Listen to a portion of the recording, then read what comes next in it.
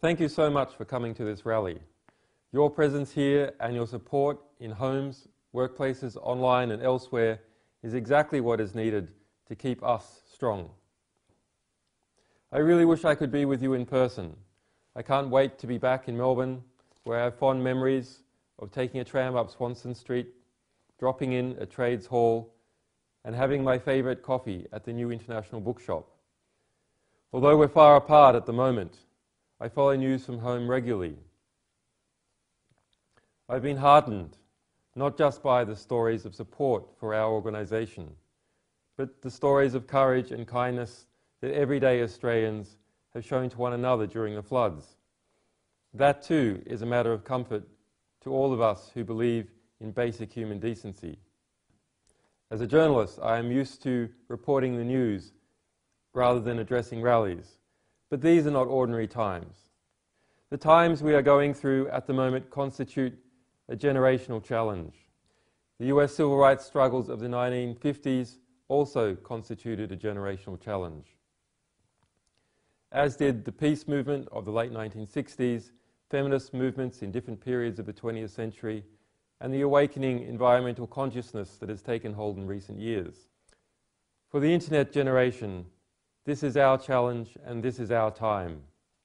We support a cause that is no more radical a proposition than that the citizenry has a right to scrutinise the state. The state has asserted its authority by surveilling, monitoring and regimenting all of us, all the while hiding behind cloaks of security and opaqueness. Surely it was only a matter of time before citizens pushed back and we asserted our rights. This brings me to another point. We at WikiLeaks recognise the difference between secrecy and privacy. Individuals, not governments, have the right to privacy. Strong powers must be held to account, while the weak must be protected. We believe in transparent power, not in transparent people. We publish material that is in the public interest. For us, as the European Court of Human Rights and the British Court of Appeals has held, the decisive factor in balancing the protection of private life against freedom of expression should lie in the contribution the material has to make to the debate of general interest. It is surely a matter of public interest that Australian politicians secretly brief foreign embassies, in effect providing them with political intelligence on the Australian government, while concealing these vital facts from those who actually elected them to office. WikiLeaks has brought this important information to the public. It is surely a matter of public interest that the US Secretary of State, Hillary Clinton, has been running a secret intelligence campaign directed at the leadership of the United Nations, demanding passwords, DNA, personal encryption keys, credit card numbers, email addresses, and so on. That targeting is illegal under the 1946 UN Convention on Privileges and Immunities and illegal under the 1961 Vienna Convention on Diplomatic Relations.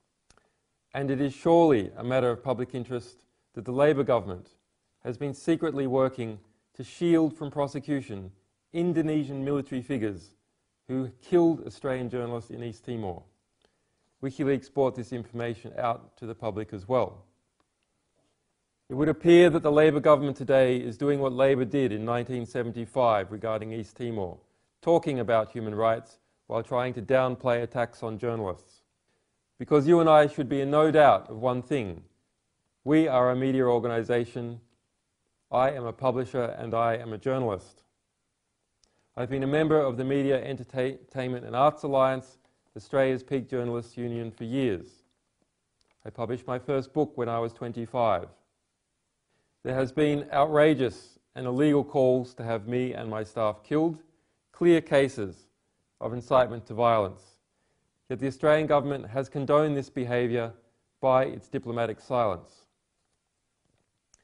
I find it interesting that some politicians have no intention of implying the precautionary principle when it comes to the environment, but assert it when it comes to our reporting. They conjure up hypothetical scenarios and claim that somehow, someday, our stories might somehow harm someone somewhere.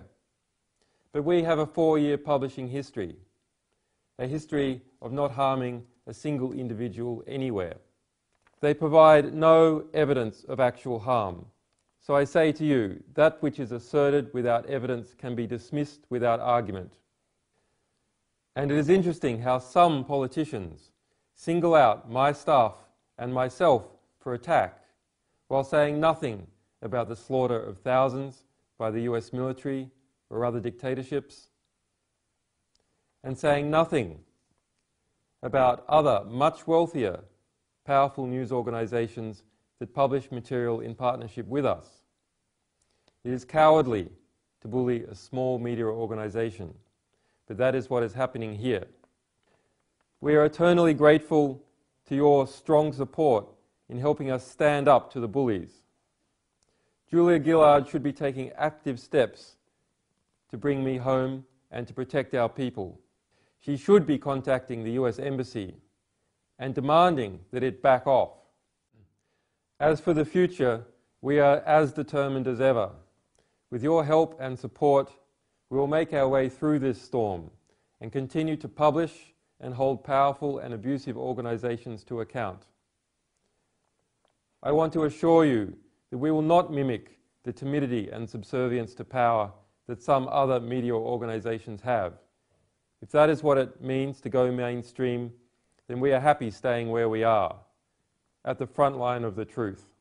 We will, as Don Chipp dreamed, try to keep the bastards honest.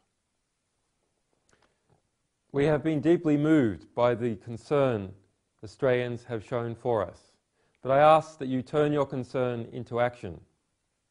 Insist that the attacks on my staff and organisation stop. Insist that I be allowed to return home. Insist that the Australian government come clean on all its interactions with foreign powers in relation to our organisation. Thank you for your goodwill. We will keep the faith with you, and you will keep us strong.